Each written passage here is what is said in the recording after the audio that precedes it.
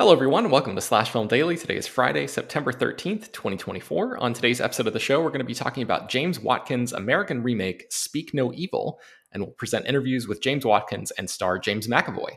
My name is Ben Pearson. I'm an editor at slashfilm.com, and I'm joined on today's episode by Slash Film editor BJ Colangelo. Hiya. All right, BJ, this movie is a remake of a Danish film directed by Christian Taftrup that came out just 2 years ago. I have not Mhm. seen that movie. You have, and you're going to tell me all about the differences between the two later in this conversation. But I just think it's Mhm. the fact that I haven't seen the original and therefore don't have anything to compare this to might be necessary context for my reaction to this movie. So let's get into some general thoughts before we delve into spoilers. BJ, what did you think about the 2024 version of Speak No Evil? So I admittedly was very, very skeptical going into it because the original film is such a specific brand of bleakness. And with it coming out as quickly as it did after the original, there's always that, I think, knee-jerk reaction of, oh, this is going to be a cheap cash grab. It's just going to be, a shot-for-shot remake. And, what could they possibly do here that's interesting? And I was so pleasantly surprised. This is what I get for doubting James Watkins, who directed Eden Lake, a very fantastic bleak horror movie. Also one of my favorite episodes of Black Mirror, Shut Up and Dance. So I wasn't sure what to expect. And when I watched it, I was pretty blown away, all things considered. I found it to be extremely tense, even knowing, kind of what the film is about already. I thought James McAvoy was super terrifying. I am very into his performance. I think he's so compelling and terrifying. Mhm. And then obviously Mackenzie Davis is one of my all-time favorites, so seeing her kind of go toe to toe with him I thought was great. But no, I thought this movie did a really good job playing with the exercise and tension, and playing with this idea of the dangers of ignoring red flags, like very obvious red flags, for the sake of politeness and not wanting to, like, look like you're being rude or whatever. Yeah, because of the sort of uncomfortable nature that's like baked into the premise of this movie, this is not the type of thing that I personally think I'm going to be rewatching a ton, but I thought it was very well made and super effective, and it made me feel all the things that I think the movie wanted me to feel at Mhm. exactly the right times, which I think is a sign of a successful movie. I was literally like twisting and squirming in my seat at certain points. So it definitely worked on me in a very visceral way. I'm trying to think if there's anything we can really say before we dive into spoilers. I mean, I thought all the cast was really great. I don't know. Do you have anything to add before we get into like the nitty gritty of it? I think something that we can talk about without spoilers is, like, this movie is very much about people who are in a situation that is very uncomfortable, and everything in their body is telling them, like, get out, don't do this, and then they're ignoring it for the sake of politeness. And every time I see people talking about this, they say, that couldn't have been me. I wouldn't have done that. There's no way I would have gotten myself in that situation. And what I find so interesting about that is that none of us know how we are going to respond in a dangerous situation until we're actually put in that situation.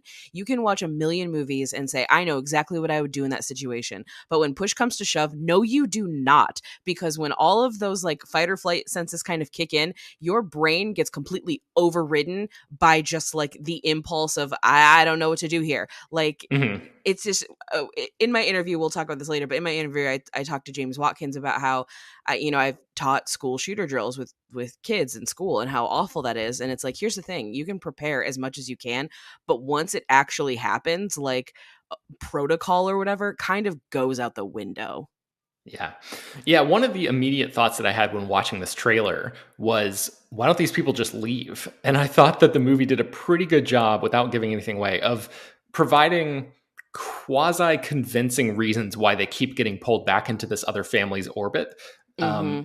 there are several instances that maybe we can talk about later where that happens, but I found myself thinking exactly what you said. Like, I would like to think if I was in that situation, I would simply continue along with the decision that I'd made to leave. But I think these moments in the movie are just convincing enough, sort of in movie logic almost, to make me not hate these characters for staying.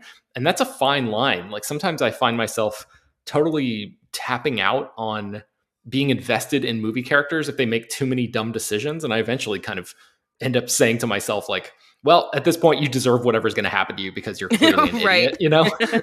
But I never felt that way about these characters. So I don't know if that's necessarily like a testament to the writing or the performances or a combination of both or what. But yeah, what did you think about that part of it? Like the way that these characters behave?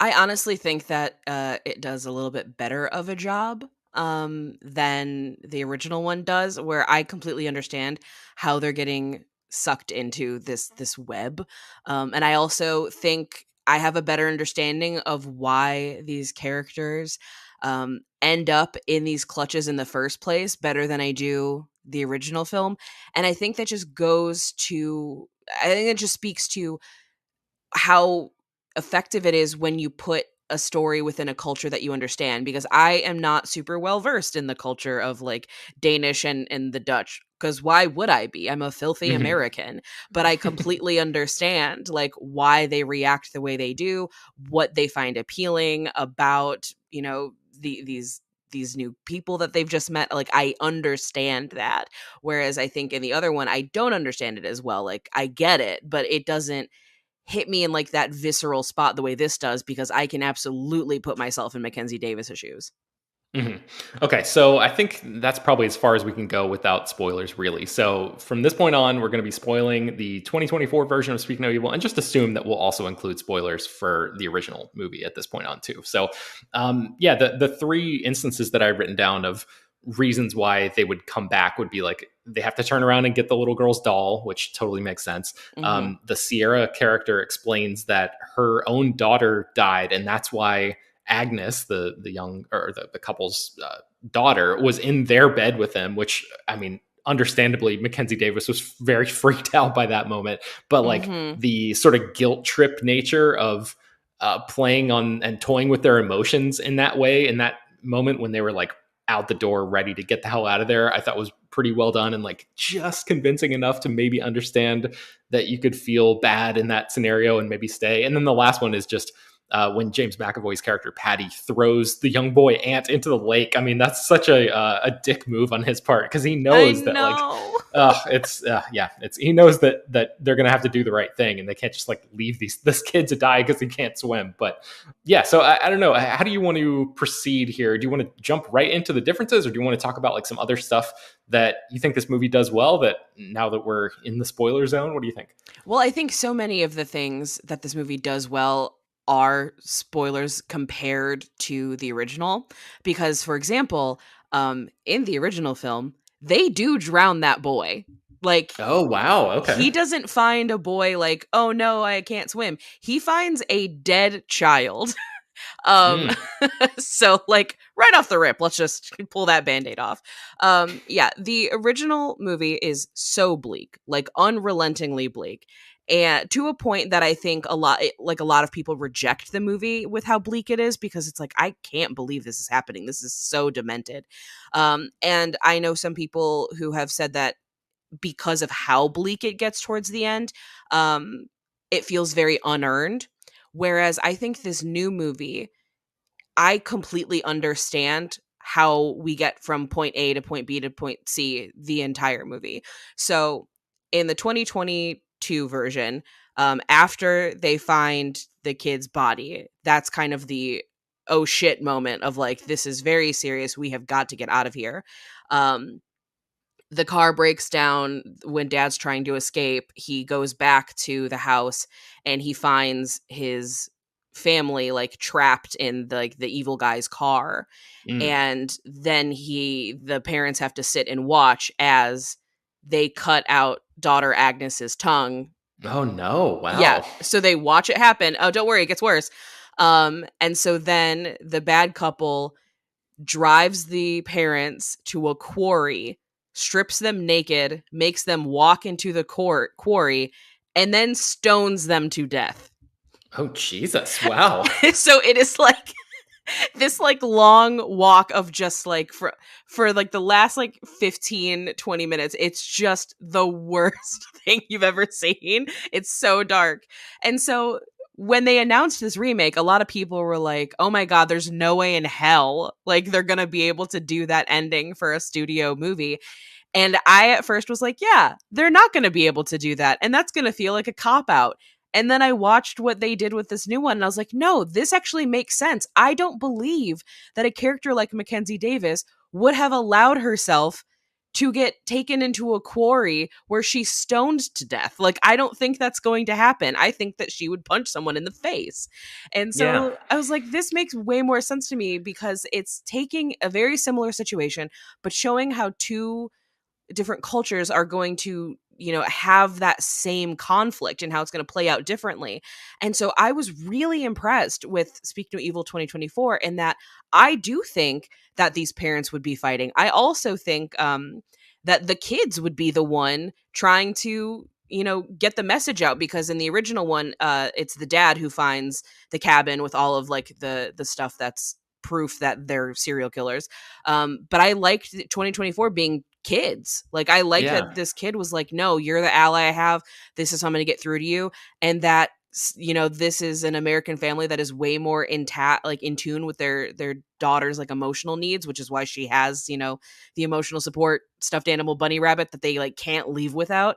So Hmm. yeah, they are going to listen to her and they are going to like do what they can to like make sure they get out. So I totally bought into what this new version is doing.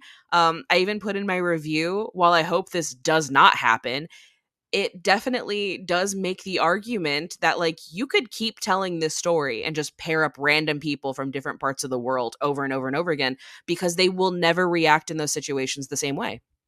Yeah, that's so fascinating because from the sound of it, it completely changes what kind of movie it even is. Like the way that you described that original film, and I remember people reacting to it. I never knew what happened in at the ending of the 2022 version, but I remember people being like, this is real sicko shit, like this is like Yeah. for like the hardcore like horror audience or whatever.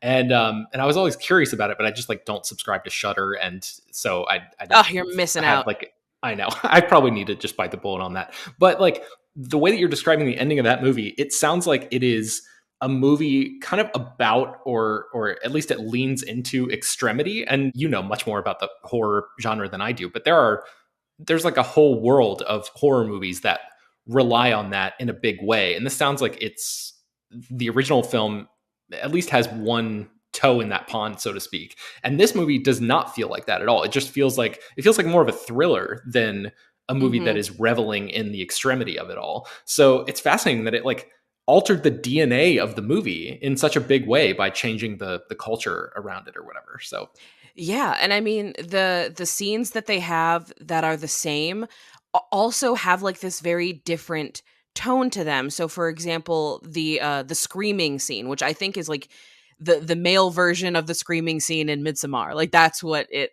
it feels like to me.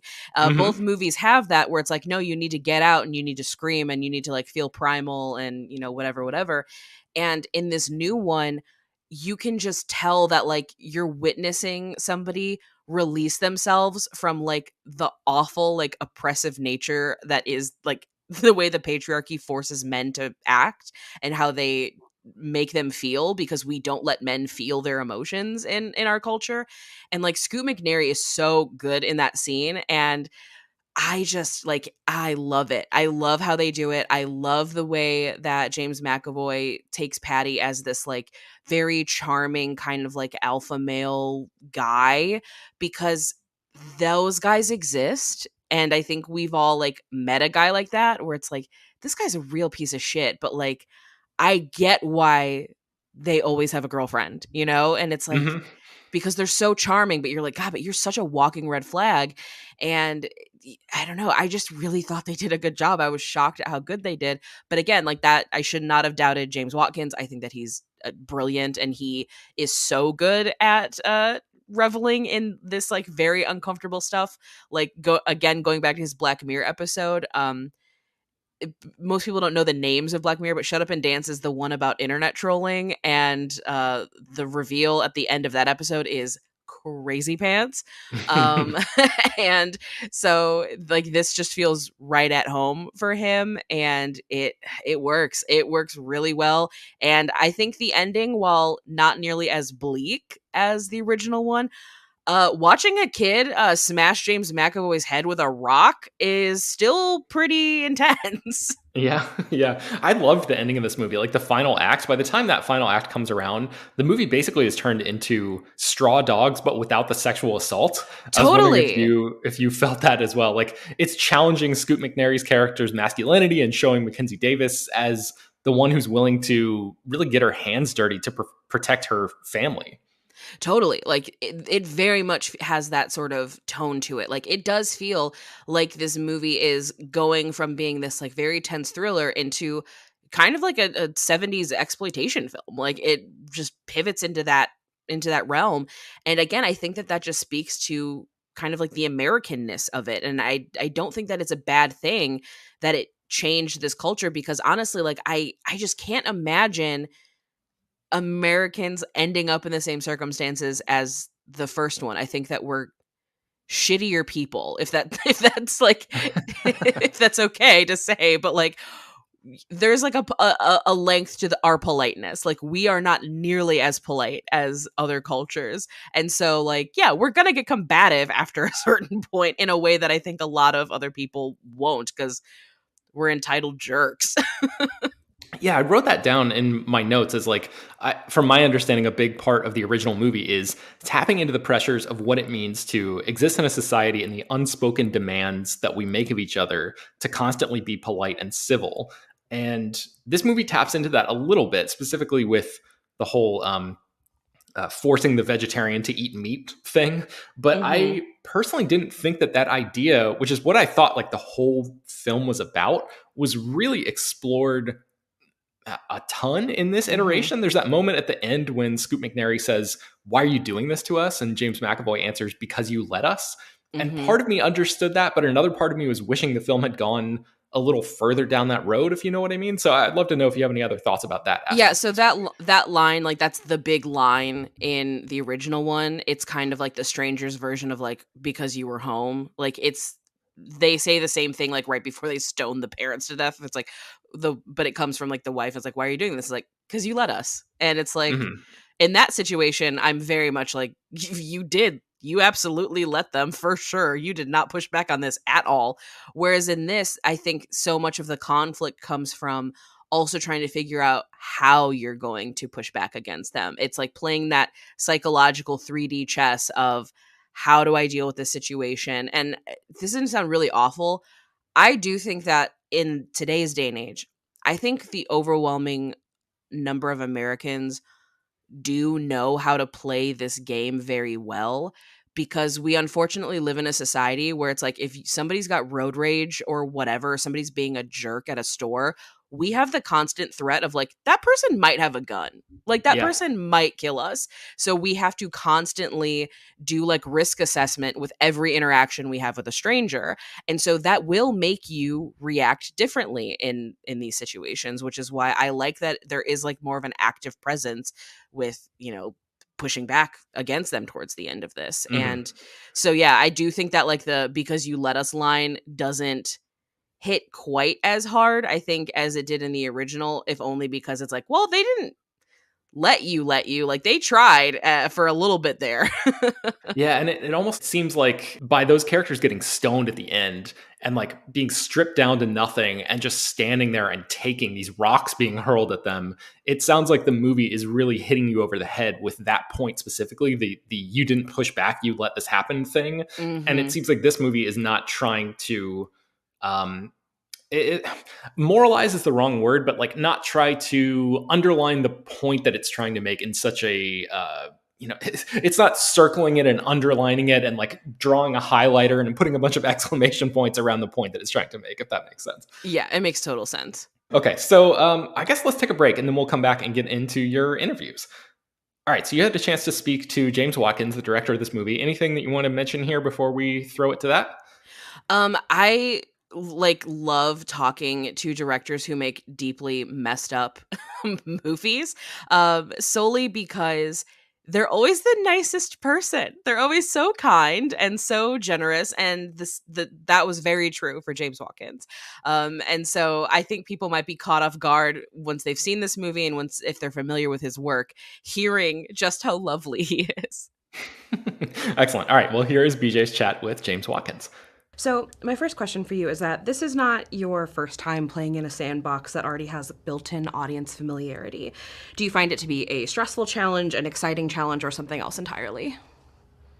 I'm going to go with exciting challenge. I mean, there's always stress in anything that when you're making a movie, but I like to try and sort of lean into the positives and say, what can what when I saw Christian's movie and I saw a brilliant movie, and my first film, Eden Lake, was a similarly dark, gnarly movie with a very bleak ending.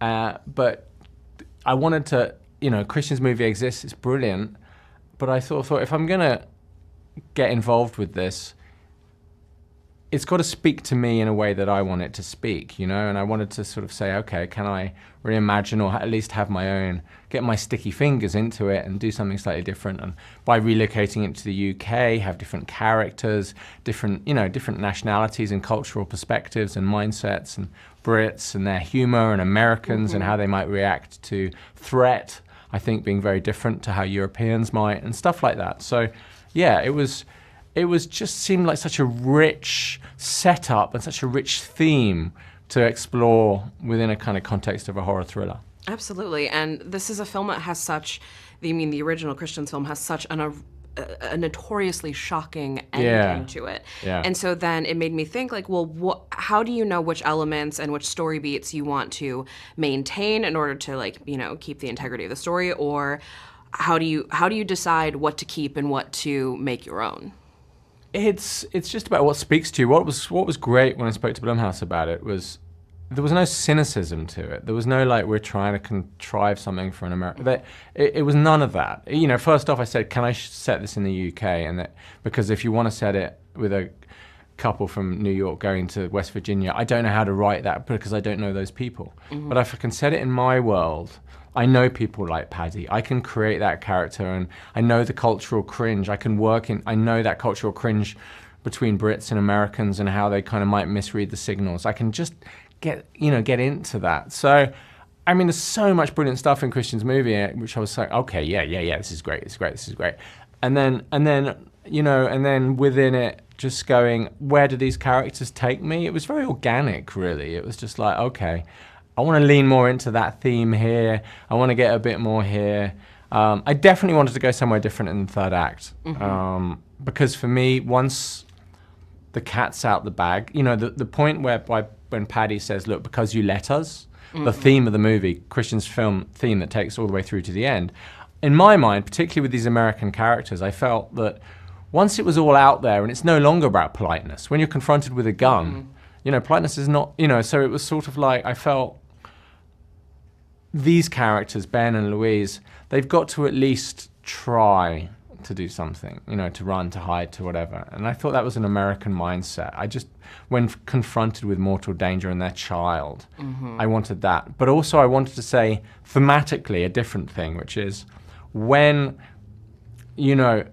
forget polite, there is polite society in that theme, but then when you get into the converse of polite society is that none of us really are used to violence. Right. And so in our civilized world, when we're confronted with violence, how do we react?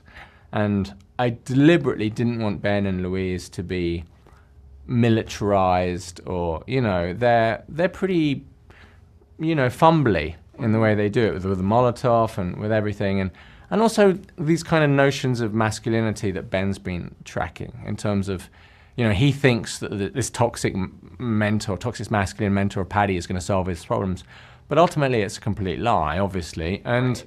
Ben isn't that guy. He's much more beta than his wife, who's much more alpha. These things are not gendered. It's just nonsense. So, so I just wanted to kind of get into that a little bit, if you know what I mean. Oh, absolutely. And I think it's a really brilliant observation, especially because, I used to be a teacher, which meant I've had to teach school shooting drills to children. Yeah. And there's only so much, preparation that you can have. But once you're actually in that position, you're faced with that danger, everything you've learned goes out the window. Totally. So, having these characters, know, not knowing what to do in the face of danger, I think is precisely how they would respond. You know, everybody loves to watch a movie and think, oh, I would have done this. No, you wouldn't have. No, I agree. Yeah, James McAvoy has a gun in your face. You're not doing that. That's not happening. I agree. Totally. No, that's really interesting.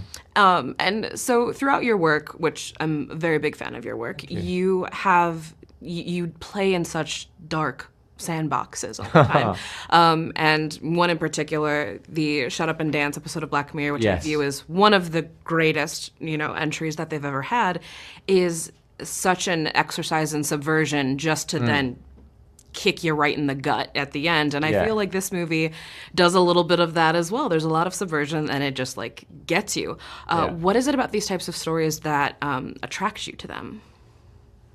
Yeah, I don't know consciously. I think it's something about we live in an age of anxiety, and there's a lot of, you know, there's a lot of anxiousness, there's a lot of troubles in the world and things, and how we react and and I like films that, you know, horror films or thrillers or whatever, that are about something, that tap into concerns that we all have. I think it's just much more relatable. So I kind of like to scratch away at those concerns. And for me, that's much more interesting than a kind of clockwork horror or jump scares. You know, if you could kind of watch it and go, yeah, that speaks to me, those concerns, that situation, what would I do? I suppose that in some way, I mean, the darkness, I don't know, but, you know, but yeah, you know, they're all those transgressive elements or whatever I always find really interesting. I'm the same way. That's why I consume so much horror, because I'm just fascinated by it. It's so different from the way that I think and process, and I think that might be what draws me into it. Yeah, it's much more interesting also seeing dysfunction than function. Absolutely. And so speaking to you as a writer on this project, this is such a phenomenally well-cast movie, and they are all firing on all cylinders. Are these the characters, like when you were writing this is how you imagined them, or did they transform into something better once you got on set and you had this cast? A bit of both. I mean,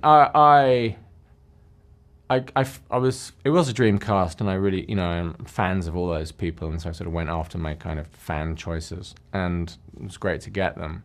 But then definitely, once we got into, we rehearsed, so we did like, you know, a good week sitting in a room, not acting, but talking, turning through the pages of the script, talking about character, making notes. And so that all fed into and helped enrichen the characters, and I'm quite loose in terms of how I direct, so it's much more like, I'm not like, okay, just say the words on the page. You know, it's like, I'm actually, because I've written it, I'm quite, you know, like, look, do you know what, if that's not working, cross it out, we'll rewrite it, it's fine. You know, and so that definitely fed into the process, both in rehearsal and then on set. So it was, I'll give you an example. So like, James came up with an idea that he thought, wouldn't it be great if Aisling started finishing some of his sentences. So it plays both in terms of the intimacy of their relationship, but also the kind of con artistry of the two of them. And it was great. So he would kind of like give a line, he'd start a line and she'd finishing it. And, you know, and how well they know each other almost as well. There's such intimacy there.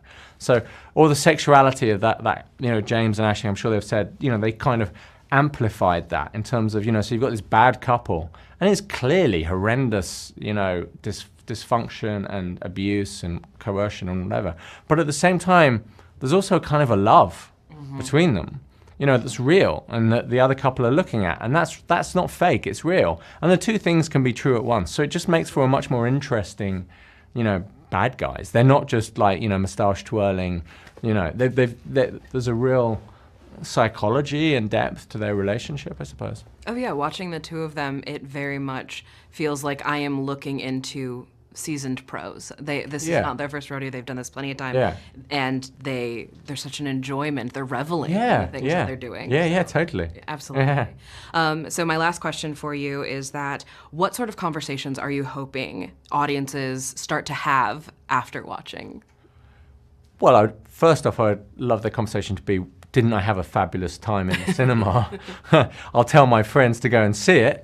That would be great. But also, yeah, in terms of their everyday lives, you know, just to say, oh yeah, you know, I know a guy like Paddy, or I've been in that situation, yeah, or I've been in the pub sat next to that guy, and oh God, and I couldn't get away. He was great first, and then it got too much, or you know, there's a relatability to it. I call it like a way homer. You know, you can talk about it, or you can go in the bar and have a gin and tonic, and you can kind of go, oh yeah, let's just have a bit of chit chat about the movie. You know, it's just got a bit more, hopefully, texture to it that relates to people's lives, as well as giving people a blast in the cinema. Fantastic. Well, that's my time with you today. Thank Lovely. you so much for chatting. Lovely. And then speaking of James's, you also had a chance to talk to James McAvoy, who was so good in this movie. I know we talked about it a little bit earlier, but like he is just unhinged in the best possible way. I really, really like him as an actor and like watching him especially get to chew on some scenery like he does in this movie. And then he also has that like really terrifying physicality, especially at the end when he's like stomping around the house at night and he looks just yoked and he's got a gun and he's just wandering around and it just feels like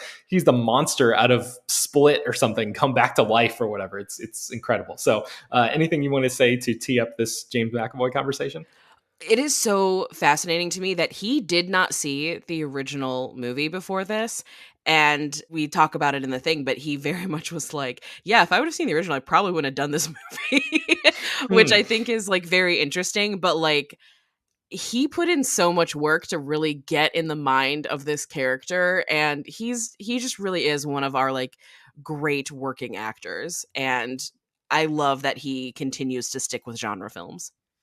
Amazing. All right, here is BJ's chat with James McAvoy. How are you doing? Very well, thank you. Wonderful, wonderful. Glad to hear it. So my first question is, do you know how scary you are in this movie? I watched it with an audience a couple of nights ago in San Diego, and yeah, I got a sense through them that they found it quite scary at times. Oh yeah, absolutely terrifying. You did a fantastic job because I had both sensations of like, one, like, oh, let me at him, gotta take him down, and then also like, I will lose this fight. I need to like sit He's back also here. kind of funny as well, which Yes. is weird because like he's such a bigot. He's an asshole. He's got the worst kind of opinions about fucking politics, gender politics, everything. And yet you're kind of like enjoying being with him, and you're like, this feels horrible. Yeah. And I'm still laughing at him. It's weird. Yeah, it's a total mind trip to sit in that world. And so one of the questions I have for you is that this is obviously a character that exists from another film, and this is not. Oh, yeah. And this is not the I was first like, time. there was a prequel? What? I was like, are we talking multidimensional here, or like? Oh my! yeah. Could you imagine if there was like a Speaking of Evil multiverse? That would just be. A That'd be Paddyverse. the bleakest multiverse ever Paddyverse. created. Paddyverse. Oh, Paddyverse. Come on. Tongueless verse. But this is, not the first time that you've played a character that exists either in another film or a book, in many cases, characters that are already beloved. So when you prepare for a role like this, do you watch the source material? You just build it from the ground up? I was really glad I hadn't seen the original film. If I had have seen it, I might not have taken this role. So, no, I actively chose not to watch the original until we were finished making our version of it. Oh, that's incredible. How do you feel about your character and what you brought to it now that you have seen the original? I'm really proud of what we did. I'm really proud of the humour in it. I'm really proud of the tension in the film, because we managed to somehow the film gets like drawn like a bow so tight. By about an hour in, it's just like shaking. You feel that the bow's going to break or the arrow's going to get loosed. And yet there's a lot of laughs along the way, and there's a lot of scares along the way.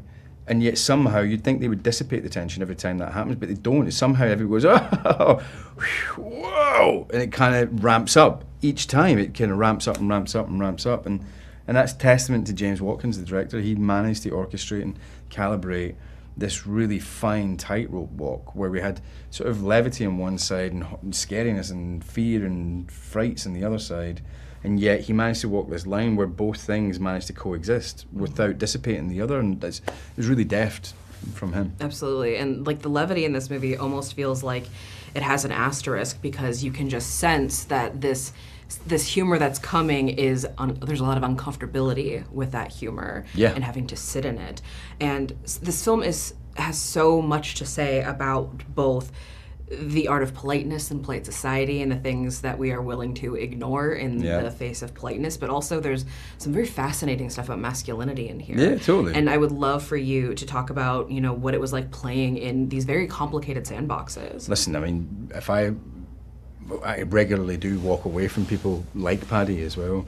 I'm not talking about murderers and kidnappers and people like that, but as soon as you get guys giving it like that like, here's the thing about me, do you know what I mean? Or so, let me tell you, let me put you straight here, okay? And you're just like, off. I don't like being around it. Really enjoyed examining and getting to play somebody like that. But it's, you've got two kind of versions of masculinity in the film. You've got this kind of beta masculine, they've got this kind of alpha masculine. And I'm sure there's a version of alpha masculinity which is also okay and nice and in some way great. But this is a very toxic version of it. But then you've got a beta masculine guy here as well, but he's fucking toxic as well, because he's not spreading health in his life or in his family. He's helping that toxic environment, which is, you think, surely that's a different thing. It's because it's not front-footed. But you get this guy who's sitting there, can't look at himself in the mirror as a professional, can't look at himself in the mirror as a husband, as a father, as just a man. He feels like he's failing on every level. And so you get this guy who comes, yes, he's toxic, yes, he's dick swinging, but really, he's projecting positivity and happiness, and it seems genuine. And I actually think it is genuine. He's genuinely capable of being jolly and genuinely happy. And why wouldn't somebody as vulnerable as Ben look at that person and go, he's got the answers. I want to try and get like him, even though he would never at any other time in his life subscribe to these toxic views. And it helps me to understand a little bit why these people online are appealing to so many young men at the moment that are growing the worst possible opinions and the worst possible sort of relationships now because of it, and the way that they're behaving towards people. Anyway, it was interesting to play with that dynamic between two grown men as well, not just kids, but two middle-aged men. Absolutely. I mean, when we talk about the patriarchy, we often forget how much the patriarchy hurts men and hurts young men as well. And I love that this movie is playing with that, because in both the original film and in this film, just the primal screaming, like allowing to feel, let a man feel an emotion for the love of God. Yeah. And getting to see that, it's this thing that it twists in your brain where I watch this and I'm like, oh, he needed that. He really needed that. Do you know what as well? Like, I also like it because it's, Paddy is somebody he's not afraid to cry, he's not afraid to feel emotion. So you look at it and you go, oh God, he's so great being vulnerable, he's so capable of being vulnerable. That's actually a modern man. That's a good version of masculinity. And you're like, kind of is, but he's still actually an asshole. I love that scene where we get to do the primal scream, simply because it cuts from just the kind of middle shot, the mid-size shot of us two, to the wide shot, and you just get this huge phallus standing up right beside us, like, hey! It was perfect, absolute perfect, everything about it. And so this movie, though, also, you know, it plays with so much subversion and then just kicks you in the gut towards the end of it here.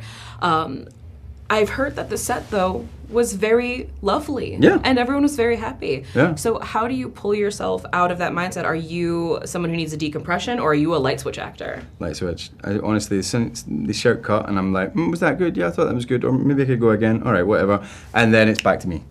And but I mean, I can't believe I just did that. And back to me. It's always me. It's me in the take, and it's me outside the take. And it is, I just think, save it for the take, you know what I mean, and be relaxed for the take. And you can intellectualize in between takes, but don't try and, I would never try and like be in the scene or be in the character or be in the moment, you know.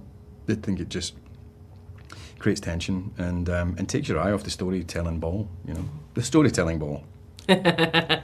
Fantastic. My last question for you is, you have such an interesting relationship dynamic on the screen specifically with Mackenzie Davis. She feels like the one that is equal with you. So what was it like working with her as, you know, the scene partner? She's wicked, man. She's so good. And she had a really difficult job, certainly in the first half of the film as well, where her character is not so actively telling the story of the film. It's more in a passive way, which is not something that I think we're used to seeing Mackenzie Davis do. Her wheelhouse is so built on like active action. So to watch her do that and still absolutely draw the audience in was brilliant. And then she takes over a bit in the second half, and she becomes more of the active protagonist and the leader, really. But she's brilliant. She's got such a strong presence. In fact, all three of the other actors that were in this little adult foursome anyway were amazing. Ashton Franciosi playing somebody who's totally been groomed into this situation and abused into this situation, and yet layered it to the point that you go like, I think she actually does love him though, as well. To make you even doubt at the end when she says like, I was his first, he took me when I was Agnes's age. You're like, you don't even know if she's telling the truth. I believe she is telling the truth. But you don't even know, because she's played it so strongly that the love is real, even though abuse is part of their everyday. Yeah. It's amazing performances, and Scoot was just incredible. The amazing thing about Scoot is he's more the Paddy than I am. In real life, not a murderer, doesn't do anything like that, but like he is man of the woods, hunter, stalker, builds his own house, can fix any car, like he is that guy. So the fact that he was playing this weak beta male figure, I was like, good on you, man, because you could out-Paddy me any day. All right, before we wrap up, any closing thoughts on Speak No Evil, either this one or the original, or anything that we didn't get a chance to talk about? I don't know if you are aware of this, because you are fortunately not as chronically online as I am, but do you know about the constant discourse around the frequency of this trailer appearing? I don't know about it in terms of internet discourse. I know about it in my own life, where I was like, Jesus Christ, can you put me out of my misery already? I am so sick of seeing this trailer. And I actually thought that might work against this movie, against me liking the movie, because I was so incredibly annoyed with having to see this over and over and over for what feels like months on end now. So what is the discourse? I assume it's just people ranting like I just did. Oh yeah, it is incessant. Like, people are so annoyed with this trailer. Like, people are like marking themselves safe from the trailer. People are talking about how like, oh god, I can't wait for this movie to come out because it means we're finally free from this trailer. Like, it's very much that thing. And my feelings about it are twofold. Is that one, Blumhouse has not had a super great year, so it kind of feels like they need to make their nut on this movie, and that's probably why they pushed it so heavily. But also, I hope that it doesn't turn people away. Like, I genuinely am fearful that the oversaturation of this trailer is going to make people not want to see the movie. Please do. It is one of the best horror movies we've gotten this year. I think it's also a great watch with a crowd. Like, this is a movie that I actively encourage people to watch with like active crowds, because there are so many moments of like, oh hell no, like, no, don't do that, like, because it's so uncomfortable to watch, that I definitely recommend like watch this with a group if you can. Like, I think it's better that way. Yeah, there's two things that I wanted to say real quick about that. One of them is that the moment where the ant character reveals that he's had his tongue cut out, that appears in the trailer, and I remember thinking that was a huge mistake, because it like gives the game away in a more blatant way than the sort of creepy nature of the trailer had led us to believe, up until that point. And I was like, oh man, that's kind of like, that's one of those decisions that I feel like could kill people's interest in the movie. And even knowing that happens, I still agree with you that this is absolutely worth seeing. And like, it's incredibly effective, super tense. And like, even though that moment doesn't come in until really, really late, the premise is so strong and the execution of these ideas are so strong that it's one of those rare instances where it doesn't really matter to me that, something like that happened in the trailer. And then the only other thing I was going to say is that the beginning of this movie, when they're on their vacation in Italy, is just gorgeous. Like, it's so beautifully God, it's so filmed. beautiful. I don't really have any smart thoughts about it or interesting thoughts about it. I was just like, wow. Like, I think it's the opening shot. It's just this gigantic vista of some Italian countryside or something. And I was like, wow, this is just straight up beautiful. So they spend like a decent amount of time in Italy before things go off the rails and they go over to the James McAvoy house. But yeah, it was just really, really lovely to see. And it was like oh, you actually went to a place and spent money to go here, and I appreciate that. So I just wanted to Yeah. shout that out real quick. Yeah, it's so beautiful. It's one of those things where in watching it, it's like if anybody was going to be able to like guest direct an episode of The White Lotus, it should be James Watkins. Oh yeah, that's a Because great call. he can balance the beauty of this like lush, gorgeous area with just like people being monsters. Yeah, 100%. Okay, well, I think that's going to do it for today's episode of the show. You can find more about Speak No Evil, including BJ's review at slashfilm.com. I will link to that review in the show notes as well. Slash Film Daily is published every weekday, bringing the most exciting news from the world of movies and TV, as well as deeper dives into the great features you can find on the site. You can subscribe to the show on Apple, Overcast, Spotify, wherever you get your podcasts. Send your feedback, questions, comments, concerns, and mailbag topics to us at bpearson@slashfilm.com. Make sure to leave your name and general geographic location in case we mention your email on the air. Don't forget to take a minute to rate and review the show on Apple Podcasts or Spotify. That really, really, really helps us out a lot. Tell your friends about the show any way you can. Thanks so much for listening.